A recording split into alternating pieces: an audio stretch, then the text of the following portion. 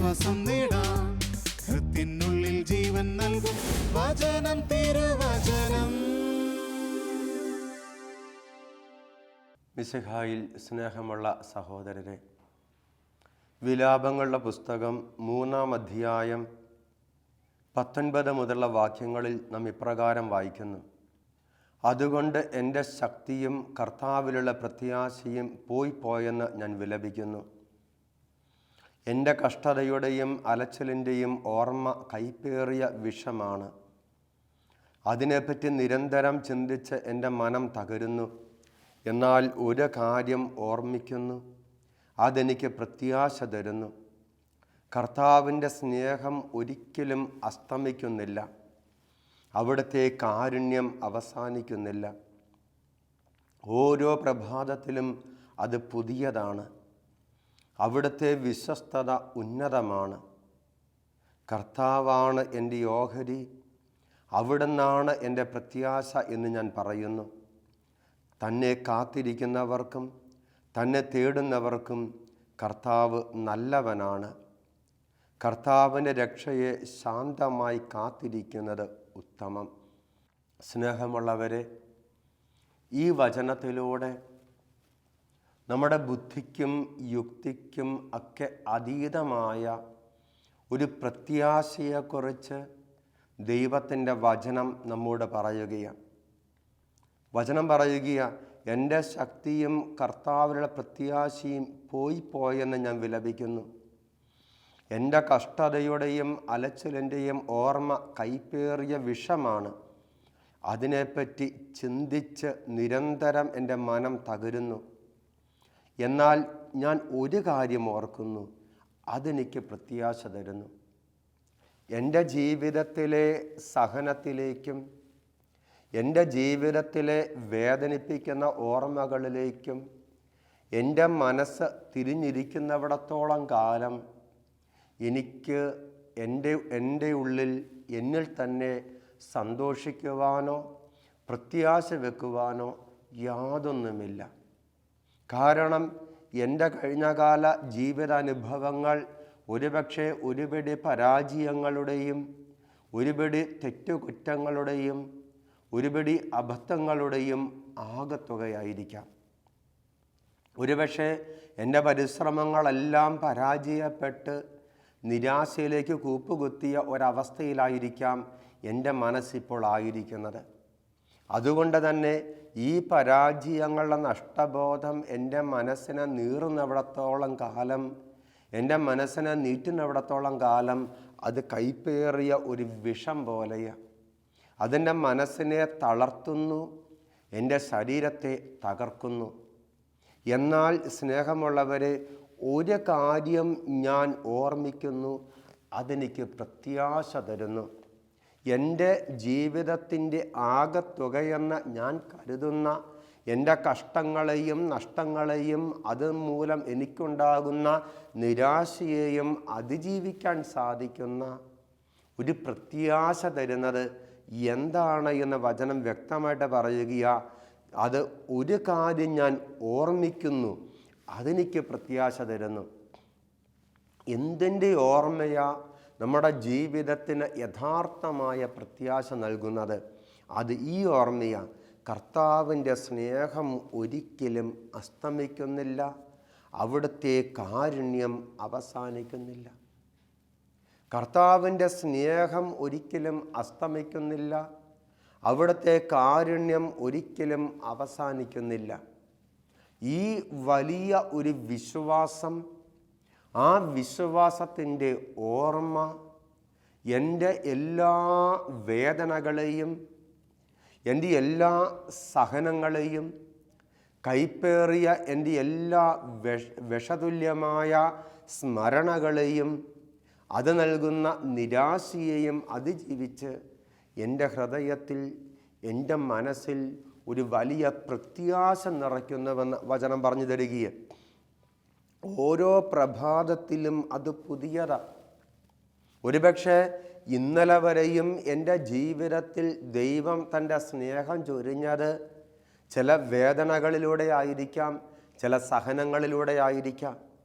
തൻ്റെ ആണിപ്പഴുതാർന്ന കരങ്ങൾ നീട്ടി എന്നെ തൻ്റെ മുറിവിലേക്ക് അവിടുന്ന് ചേർത്ത് നിർത്തിയപ്പോൾ, ആ മുറിവുകൾ എൻ്റെ കൂടി മുറിവുകളായി മാറിയപ്പോൾ, ആ മുറിവുകൾ എൻ്റെ ജീവിതത്തിലും ചില മുറിപ്പാടുകൾ സമ്മാനിച്ചപ്പോൾ, അവൻ്റെ മുൾമുടിയുള്ള ശിരസ് എൻ്റെ ശിരസിലേക്ക് അമർത്തിക്കൊണ്ട് എൻ്റെ മൂർധാവിൽ അവിടെ നിന്ന് അമർത്തി ചുംബിച്ചപ്പോൾ, എൻ്റെ ശരീരത്തിൽ അവൻ്റെ വേദനയുടെ, അവൻ്റെ സഹനത്തിൻ്റെ, എനിക്ക് വേണ്ടി അവൻ ഏറ്റെടുത്ത വേദനയുടെയും സഹനത്തിൻ്റെയും ഒരു അംശം പതിഞ്ഞുവെങ്കിൽ, സ്നേഹമുള്ളവരെ, ആ സ്നേഹം അവിടുന്ന് വ്യത്യസ്തമായി ഇന്നും എനിക്ക് നൽകും.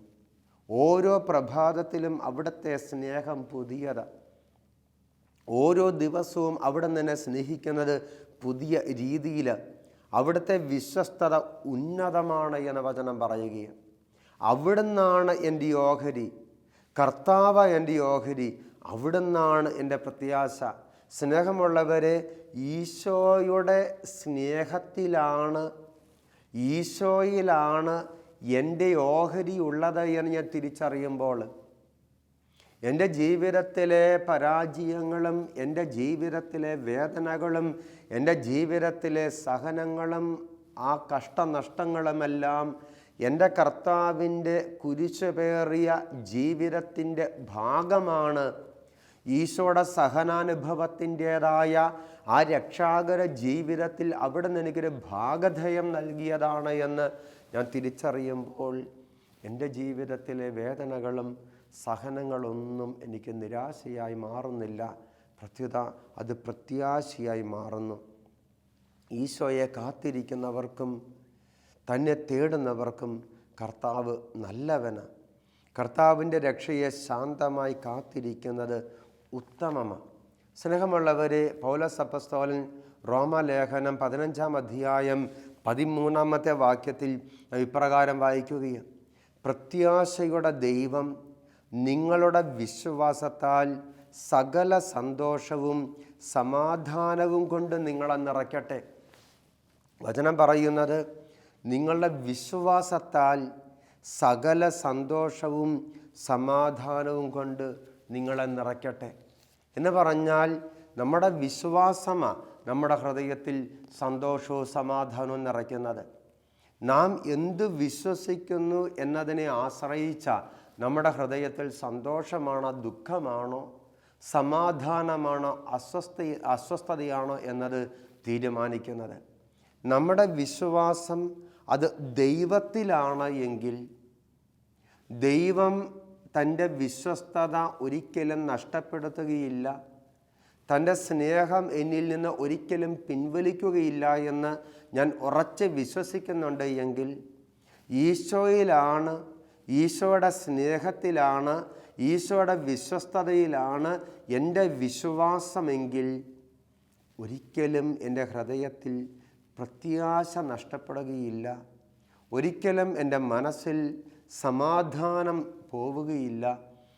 പകരം യഥാർത്ഥമായ സന്തോഷവും സമാധാനവും പ്രത്യാശയും കൊണ്ട് ഈശോയിലുള്ള, ദൈവത്തിലുള്ള എൻ്റെ വിശ്വാസം എന്നെ നിറയ്ക്കുമെന്ന് വചനം പറയുകയാണ്. എൻ്റെ വിശ്വാസത്തിൻ്റെ തനിമ, എൻ്റെ വിശ്വാസത്തിൻ്റെ സ്വഭാവം, എൻ്റെ വിശ്വാസത്തിൻ്റെ അടിസ്ഥാനമാണ് എൻ്റെ ഹൃദയത്തിൽ സന്തോഷവും സമാധാനവുമാണോ ഉള്ളത്, അതോ അതിന് വിപരീതമാണോ എന്ന് തീരുമാനിക്കുന്നത്. എൻ്റെ ഹൃദയത്തിൽ ഈശോയിലാണ് വിശ്വാസമെങ്കിൽ, എൻ്റെ വിശ്വാസത്തിൻ്റെ അടിസ്ഥാനം ഈശോയാണ്, ഈശോയുടെ സ്നേഹമാണ്, ഈശോയുടെ വിശ്വസ്തതയാണ് എങ്കിൽ, നേരെ വിപരീതമായി എൻ്റെ വിശ്വാസം ഞാൻ അർപ്പിച്ചിരിക്കുന്നത് ഈ ലോകത്തിൻ്റെ ക്ഷണികവും നശ്വരവുമായ നേട്ടങ്ങളിലാണ് എങ്കിൽ, ഈ ലോകത്തിൻ്റെ വാഗ്ദാനങ്ങളിലാണ് എങ്കിൽ, സ്നേഹമുള്ള സഹോദരരെ, നമ്മുടെ ജീവിതാനുഭവങ്ങൾ, വിപരീത അനുഭവങ്ങൾ, നമ്മുടെ പരാജയങ്ങൾ, നമ്മുടെ കഷ്ടനഷ്ടങ്ങൾ നമ്മെ നിരാശയിലേക്കും അസ്വസ്ഥതയിലേക്കും അസമാധാനത്തിലേക്കും നയിക്കുമെന്ന് വചനം പഠിപ്പിക്കുകയാണ്. ഇവിടെ വചനം പറയുകയാണ്, അങ്ങനെ പരിശുദ്ധാത്മാവിൻ്റെ ശക്തിയാൽ നിങ്ങൾ പ്രത്യാശയിൽ സമൃദ്ധി പ്രാപിക്കുകയും ചെയ്യട്ടെ. പരിശുദ്ധാത്മാവിൻ്റെ ശക്തിയാൽ നിങ്ങൾ പ്രത്യാശയിൽ സമൃദ്ധി പ്രാപിക്കുകയും ചെയ്യട്ടെ. സ്നേഹമുള്ളവരെ, ഇവിടെ പരിശുദ്ധാത്മാവിൻ്റെ ശക്തിയെക്കുറിച്ചാണ് വചനം നമ്മോട് പറയുന്നത്. നമുക്കറിയാം, പരിശുദ്ധാത്മാവ് ശക്തിപ്പെടുത്തുന്ന ദൈവമാണ്. അത് ഈശോ വ്യക്തമായിട്ട് പറയുന്നുണ്ട്. അപ്പോസ്തലന്മാരുടെ നടപടി പുസ്തകം 1-ാം അധ്യായം 8-ാമത്തെ വാക്യത്തിൽ ഈശോ തൻ്റെ ശിഷ്യന്മാരോട് പറയുകയാ, എന്നാൽ പരിശുദ്ധാത്മാവ് നിങ്ങളുടെ മേൽ വന്നു കഴിയുമ്പോൾ നിങ്ങൾ ശക്തി പ്രാപിക്കും. പരിശുദ്ധാത്മാവ് നിങ്ങളുടെ മേൽ വന്നു കഴിയുമ്പോൾ നിങ്ങൾ ശക്തി പ്രാപിക്കും. പരിശുദ്ധാത്മാവ് ശക്തിപ്പെടുത്തുന്ന ദൈവമാണ്. പരിശുദ്ധാത്മാവ് ശക്തി നൽകുന്ന ദൈവമാണ്. ഈ പരിശുദ്ധാത്മാവിൻ്റെ ശക്തി നമ്മുടെ മേൽ വന്നു കഴിയുമ്പോഴാണ് നമ്മിൽ പ്രത്യാശ നിറയുന്നത്. സ്നേഹമുള്ളവരെ, വചനം പറയുകയാ, അപ്പോസ്തലന്മാരുടെ പ്രവർത്തനം 1-ാം അധ്യായം 8-ാമത്തെ വാക്യം, പരിശുദ്ധാത്മാവ് നിങ്ങളുടെ മേൽ വന്നു കഴിയുമ്പോൾ നിങ്ങൾ ശക്തി പ്രാപിക്കും. ജെറൂസലേമിലും യൂദയ മുഴുവനിലും സമറിയായിലും ഭൂമിയുടെ അതിർത്തികൾ വരെയും നിങ്ങൾ എനിക്ക് സാക്ഷികളാകുമെന്ന വചനം പറയുകയാണ്. സ്നേഹമുള്ള സഹോദരരെ, ഈ ലോകത്തിൻ്റേതായ കാഴ്ചപ്പാടിൽ വിജയം വരിക്കുന്ന ഒരു വ്യക്തിയുടെ മുഖത്ത് സന്തോഷം വിരിയുന്നതിൽ അത്ഭുതപ്പെടാനൊന്നുമില്ല.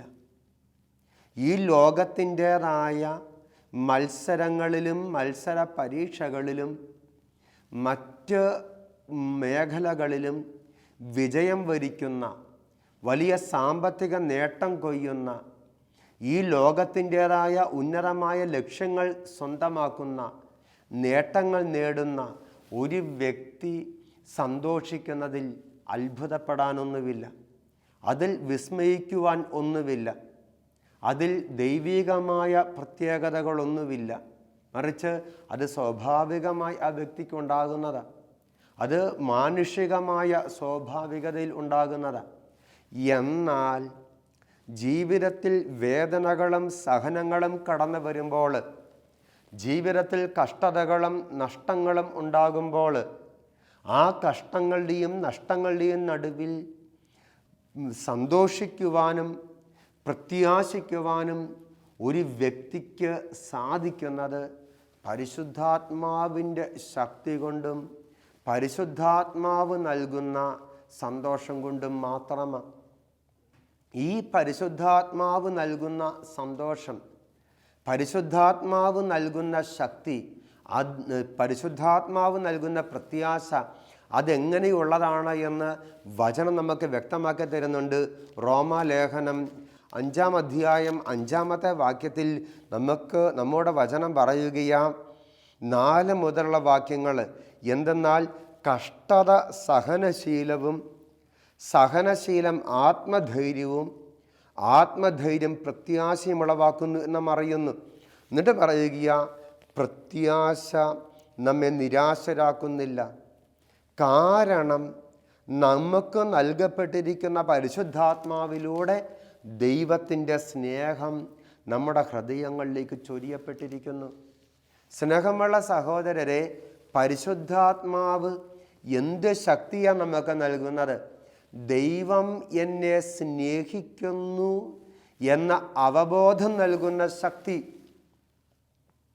ഏതെല്ലാം വേദനകളും ഏതെല്ലാം സഹനങ്ങളും ഏതെല്ലാം കഷ്ടതകളും ഏതെല്ലാം നഷ്ടങ്ങളും എൻ്റെ ജീവിതത്തിലേക്ക് കടന്നു വന്നാൽ, ഈ ലോകത്തിൻ്റെതായ വിജയങ്ങളും ഈ ലോകത്തിൻ്റെതായ നേട്ടങ്ങളും എന്നിൽ നിന്ന് എത്ര അകലം പാലിച്ച് മാറി നിന്നാലും എനിക്കൊരു കാര്യം ഉറപ്പുണ്ട്, എൻ്റെ ദൈവത്തിൻ്റെ സ്നേഹം ഒരിക്കലും അസ്തമിക്കുന്നില്ല, അവിടുത്തെ വിശ്വസ്തത ഒരിക്കലും അവസാനിക്കുന്നുമില്ല.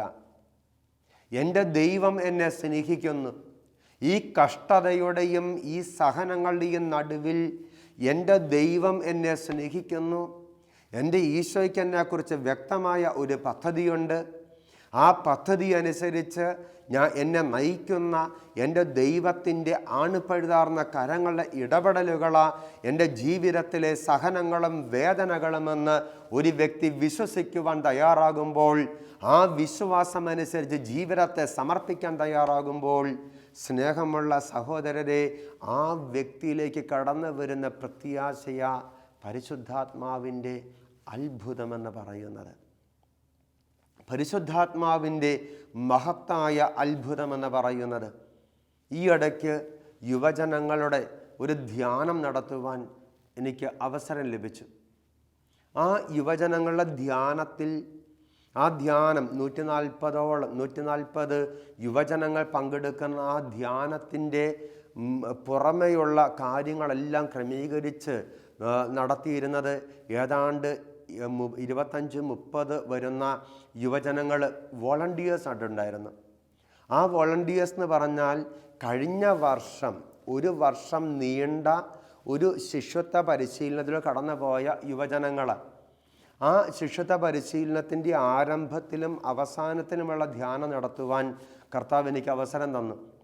ഡിഗ്രിക്ക് പഠിക്കുന്ന ഒരു കൊച്ചിനെ ഞാൻ ഓർക്കുന്നുണ്ട്, ഒരു പെൺകുട്ടി.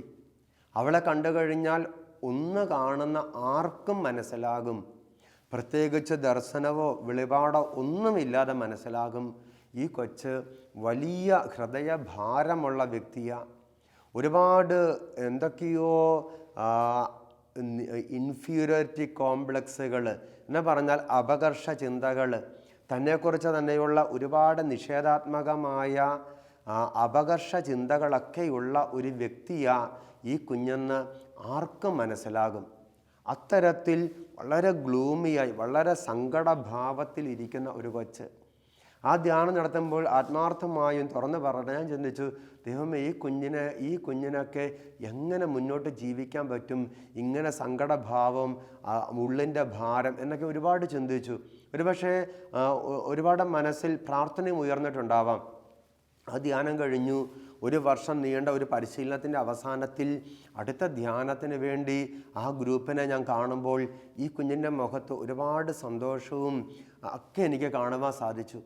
അത് കഴിഞ്ഞ് ഈ കഴിഞ്ഞ ധ്യാനത്തിൽ അടുത്ത ബാച്ചിന് വേണ്ടിയുള്ള ധ്യാനത്തിൻ്റെ വോളണ്ടിയേഴ്സ് ടീമിൽ ഈ കുഞ്ഞിനെ കണ്ടപ്പോൾ, ഈ കുഞ്ഞിനോട് വ്യക്തിപരമായി സംസാരിക്കാൻ വേണ്ടി വന്നപ്പോൾ ഞാൻ ആ കൊച്ചിനോട് പറഞ്ഞു, ഇതാണ് വാസ്തവത്തിൽ ദൈവം ചെയ്യുന്ന ഏറ്റവും വലിയ അത്ഭുതം.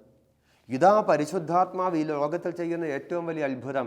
ഒരു മാലാഖയുടെ വലിയ മുഖത്തിൻ്റെ പ്രകാശത്തോടുകൂടി, വലിയ പ്രകാശിതമായ മുഖത്തോടുകൂടി നിറയുന്ന, ഹൃദയത്തിലെ നിറയുന്ന സന്തോഷം അവിടെ ഒതുങ്ങി നിൽക്കാതെ മുഖത്തെ പുഞ്ചിരിയായി പുറത്തേക്കൊഴുകുന്ന ഈ കുഞ്ഞിൻ്റെ ഒരു വലിയ സന്തോഷത്തോടുകൂടി പറന്ന് നടന്ന് എല്ലാ കാര്യങ്ങളും ചുറുചുറുക്കോടെ ചെയ്യുന്ന, ആ വലിയ ശുശ്രൂഷ ചെയ്യുന്ന, വലിയ സന്തോഷത്തോടെ ഉറക്കളച്ച് അടുക്കളയിൽ പണിയെടുക്കുന്നു, ഭക്ഷണം വിളമ്പുന്നു.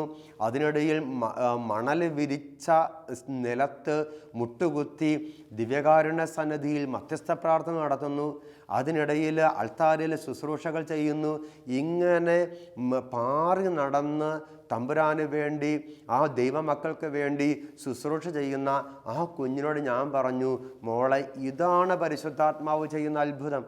ഞാൻ ആ കൊച്ചിനോട് പറഞ്ഞു, അന്ന് ആ ധ്യാനത്തിലിരുന്ന്, ആ വിഷാദമൂകയായി ധ്യാനത്തിലിരുന്ന് ആ കൊച്ചിൻ്റെ ഫോട്ടോയും അന്നത്തെ ഫോട്ടോയും ഇന്നത്തെ ഫോട്ടോയും എടുത്തു വെച്ച് കാണുമ്പോൾ മനസ്സിലാകും ഇതാണ് പരിശുദ്ധാത്മാവിൻ്റെ അത്ഭുതമെന്ന്. അപ്പോൾ ആ കൊച്ചിനോട് പറയുക, അച്ഛാ, വേറെ ആരും കാണണ്ട, ഈശോ മാത്രം കണ്ടാൽ മതി. എന്നെ വേറെ ആരും കാണണ്ട, എൻ്റെ ഈശോ മാത്രം എന്നെ കണ്ടാൽ മതി. സ്നേഹമുള്ള സഹോദരരെ, ഇത്തരത്തിൽ എൻ്റെ ഈശോ എൻ്റെ ജീവിതത്തിൽ, എൻ്റെ ഈശോ എൻ്റെ ഹൃദയത്തിൽ ചൊരിയുന്ന സ്നേഹം, ഈ സ്നേഹം വലിയ പ്രത്യാശയായി ഒരു വ്യക്തിയിലേക്ക് മാറുമ്പോൾ അത് മറ്റുള്ളവരുടെ മുമ്പിൽ വലിയ പരിശുദ്ധാത്മാവിൻ്റെ അത്ഭുതമായി മാറുകയാണ്. എൻ്റെ വിശ്വാസം എന്താ? എൻ്റെ വിശ്വാസത്തിൻ്റെ അടിസ്ഥാനം എന്താ? എൻ്റെ പ്രത്യാശയുടെ നങ്കൂരം എന്താ? അത് ഈശോയുടെ സ്നേഹമാണോ? ഈശോയുടെ വിശ്വസ്തതയാണോ? എങ്കിൽ ഒരു സഹനത്തിനും എന്നെ പരാജയപ്പെടുത്താൻ സാധിക്കുകയില്ല എന്നിൽ നിരാശ നിറയ്ക്കാൻ സാധിക്കുകയില്ല എന്ന് വചനം നമ്മോട് കൃത്യമായിട്ട് പറയുകയും ഇനി പരിശുദ്ധാത്മാവിൻ്റെ ശക്തിയാൽ നിങ്ങൾ പ്രത്യാശയിൽ സമൃദ്ധി പ്രാപിക്കുകയും ചെയ്യുമെന്ന വചനം പറയുകയും പരിശുദ്ധാത്മാവിൻ്റെ ശക്തി പ്രത്യാശ നമ്മെ നിരാശരാക്കുന്നില്ല. പിന്നെ എന്താ? ദൈവത്തിൻ്റെ സ്നേഹം പരിശുദ്ധാത്മാവിലൂടെ എൻ്റെ ഹൃദയത്തിലേക്ക് ഒഴുക്കപ്പെടുമ്പോൾ ദൈവം എന്നെ സ്നേഹിക്കുന്നു, ആ സ്നേഹം ഒരിക്കലും അവസാനിക്കുകയില്ല, ആ സ്നേഹം ഒരിക്കലും എന്നിൽ നിന്ന് അകന്നു പോവുകയില്ല എന്നുള്ള ആ വലിയ ആഴപ്പെട്ട വിശ്വാസം എൻ്റെ ഹൃദയത്തിൽ നിറഞ്ഞു കഴിയുമ്പോൾ എല്ലാ നിരാശയും എന്നിൽ നിന്ന് അകന്നു പോകുന്ന അനുഭവം. അതാ വചനം നമ്മോട് പറയുന്നത്. യെശയ്യാ പ്രവാചകന്റെ പുസ്തകം 54-ാം അധ്യായം 10-ാമത്തെ വാക്യം, നിന്നോട് കരുണയുള്ള കർത്താവ് അരുളി ചെയ്യുന്നു, മലകൾ അകന്നു പോയേക്കാം, കുന്നുകൾ മാറ്റപ്പെട്ടേക്കാം, എന്നാൽ എൻ്റെ അചഞ്ചലമായ സ്നേഹം നിന്നെ പിരിയുകയില്ല, എൻ്റെ സമാധാന ഉടമ്പടിക്ക് മാറ്റം വരികയില്ല.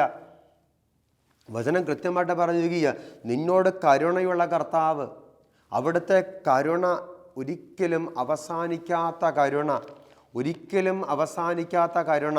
വചനം നമ്മോട് കൃത്യമായിട്ട് പറഞ്ഞു തന്നു, ഒരിക്കലും അവസാനിക്കാത്ത കരുണ.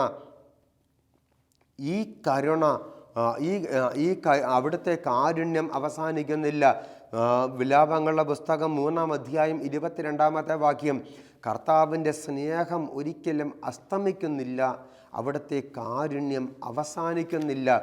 ഈ കരുണയുള്ള കർത്താവ്, ഒരിക്കലും അവസാനിക്കാത്ത കരുണയുള്ള കർത്താവ് നിന്നോട് അരുളി ചെയ്യുന്നു, മലകൾ ഒരുപക്ഷെ അകന്നു പോയേക്കാം, ഒരിക്കലും എന്നിൽ നിന്ന് അകന്നു പോകില്ല എന്ന് ഞാൻ വിചാരിച്ച വ്യക്തികളും, ഞാൻ വിചാരിച്ച സമ്പത്തും, ഞാൻ വിചാരിച്ച സൗഭാഗ്യങ്ങളും, ഞാൻ വിചാരിച്ച സുഖസൗകര്യങ്ങളും എന്നിൽ നിന്ന് ഒരുപക്ഷെ അകന്നു പോയേക്കാം.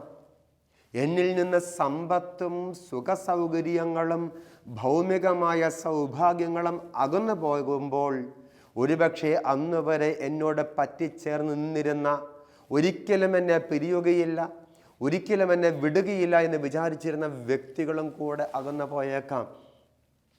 എന്ന വചനം പറയുക, നിന്നോട് കരുണയുള്ള കർത്താവ് അരുളി ചെയ്യുന്നു, മലകൾ അകന്നു പോയേക്കാം, കുന്നുകൾ മാറ്റപ്പെട്ടേക്കാം, എന്നാൽ എൻ്റെ അചഞ്ചലമായ സ്നേഹം നിന്നെ പിരിയുകയില്ല. കർത്താവിൻ്റെ സ്നേഹം അചഞ്ചലമായ സ്നേഹം. നീ പാപം ചെയ്ത് അവനെ വേദനിപ്പിച്ചാലും, നീ ദൈവനിഷേധം പറഞ്ഞ് ദൈവത്തിൽ നിന്ന് അകന്നു പോയാലും, നിൻ്റെ ജീവിതത്തിൻ്റെ അവസ്ഥകൾ എന്തു തന്നെ ആയാലും, ഏതു തന്നെ ആയാലും, വചനം പറയുക, ദൈവത്തിൻ്റെ അചഞ്ചലമായ സ്നേഹം നിന്നെ പിരിയുകയില്ല. അവിടുത്തെ സമാധാന ഉടമ്പടിക്ക് ഒരിക്കലും മാറ്റം വരികയില്ല. ദൈവം നിന്നെ ഒരിക്കലും ഉപേക്ഷിക്കത്തില്ല. നിന്റെ അവിശ്വസ്തത ഒരിക്കലും ദൈവത്തിൻ്റെ വിശ്വസ്തതയെ ഇല്ലാതാക്കുന്നില്ല. നിന്റെ അവിശ്വസ്തത, നിന്റെ പാപം ഒരിക്കലും ദൈവത്തിൻ്റെ വിശ്വസ്തതയെ ഇല്ലാതാക്കുന്നില്ല. അവിടുത്തെ ഒരിക്കലും അവിശ്വസ്തനാക്കുന്നില്ല. പകരം അവൻ്റെ സമാധാന ഉടമ്പടിയോട് അവനെന്നും വിശ്വസ്തനായിരിക്കും. അവിടുന്ന് നിനക്ക് നൽകിയിരിക്കുന്ന എല്ലാ വാഗ്ദാനങ്ങളോടും അവൻ നിൻ്റെ മരണം വരെ വിശ്വസ്തനായിരിക്കും. ഒരിക്കലും അവിടുന്ന് നിന്നെ കൈവിടുകയില്ല. ആരെല്ലാം ഏതെല്ലാം അവസ്ഥയിലൂടെ കടന്നു പോയാലും, എപ്പോൾ ദൈവത്തെ വിളിച്ചപേക്ഷിച്ചാലും, എപ്പോൾ ദൈവത്തിൽ ആശ്രയിക്കാൻ തയ്യാറായാലും, എപ്പോൾ തൻ്റെ വിശ്വാസം ദൈവത്തിൽ അർപ്പിച്ച് ദൈവത്തിലേക്ക് തിരിയുവാൻ തയ്യാറാകുന്നുവോ, അപ്പോൾ അവൻ്റെ ഹൃദയത്തിൽ ദൈവത്തിൻ്റെ സ്നേഹം നിറയും, പരിശുദ്ധാത്മാവിൻ്റെ ശക്തി നിറയും. അതുവഴി പ്രത്യാശയും സന്തോഷവും സമാധാനവും നിറയും. ആ പ്രത്യാശയും സന്തോഷവും സമാധാനവും എന്ന് പറയുന്നത് ലോകത്തിൻ്റേതായ വിജയങ്ങളും ലോകത്തിൻ്റേതായ നേട്ടങ്ങളും ലോകത്തിൻ്റേതായ ഉന്നതികളും നൽകുന്ന സന്തോഷമോ സമാധാനമോ പ്രത്യാശയോ ആയിരിക്കില്ല. ഈ ലോകത്തിൻ്റെ നേട്ടങ്ങളും വിജയങ്ങളും ഉന്നതികളുമെല്ലാം നഷ്ടമാകുമ്പോഴും നഷ്ടമാകാത്ത ഒരു സ്നേഹം, ഒരു സന്തോഷം, ഒരു സമാധാനം, പ്രത്യാശ അത് പരിശുദ്ധാത്മാവ് മാത്രമേ നമുക്ക് നൽകൂ. പരിശുദ്ധാത്മാവിന് മാത്രമേ അത് നൽകാൻ സാധിക്കൂ. അതിൻ്റെ അടിസ്ഥാനമെന്ന് പറയുന്നത് ഈശോയിലുള്ള വിശ്വാസമാണ്, ഈശോയിലുള്ള പ്രത്യാശയാണ്. ഈശോയുടെ സ്നേഹം ഒരിക്കലും അവസാനിക്കുന്നില്ല, അവിടുത്തെ കാരുണ്യം ഒരിക്കലും അസ്തമിക്കുന്നില്ല. എൻ്റെ ജീവിതാനുഭവങ്ങൾ മാറിയാലും എൻ്റെ പ്രവർത്തന രീതികൾ മാറിയാലും ദൈവത്തിൻ്റെ സ്നേഹം അസ്തമിക്കുന്നില്ല, അവിടുത്തെ കാരുണ്യം അവസാനിക്കുന്നില്ല എന്ന വിശ്വാസമാണ്. ഈ വിശ്വാസത്തിൻ്റെ കൃപയ്ക്ക് വേണ്ടി നമുക്ക് ഈശോയോട് പ്രാർത്ഥിക്കാം. ദൈവം നമ്മെ അനുഗ്രഹിക്കട്ടെ. പിതാവിൻ്റെയും പുത്രൻ്റെയും പരിശുദ്ധാത്മാവിൻ്റെയും നാമത്തിൽ ആമേൻ.